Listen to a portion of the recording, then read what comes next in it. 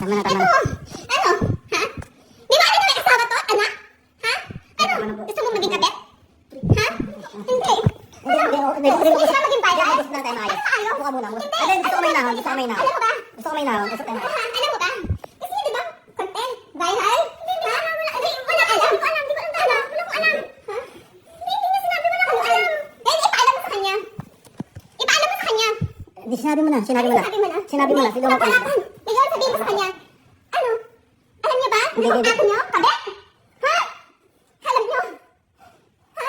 Hindi ko talaga alam. Hindi ko alam. Wala ko alam. Bago ka kasi pumasok sa isang relasyon.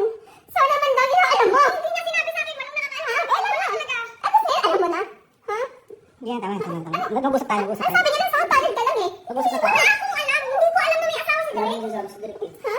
Ano yun? Wala kaming alam dito. Hinahanap na lagi na mga anak niya. Wait lang. Kahit mag-usap muna tayo ng kalmado. Huwag niyo muna ako. Huwag niyo muna ito. Kasi wala talaga kaming alam. Paano kakakalma? Lagi ako nasa abroad. Napapanood ko lang kayo. Tapos sabihin niyo wala kayong alam na may asawa to. Sana sinisigurado niyo muna, di ba? Ha? Ha? Huwag ka muna mag-video. Kasi hindi. Hindi. Ang matagal ko to. Ako yung legal eh.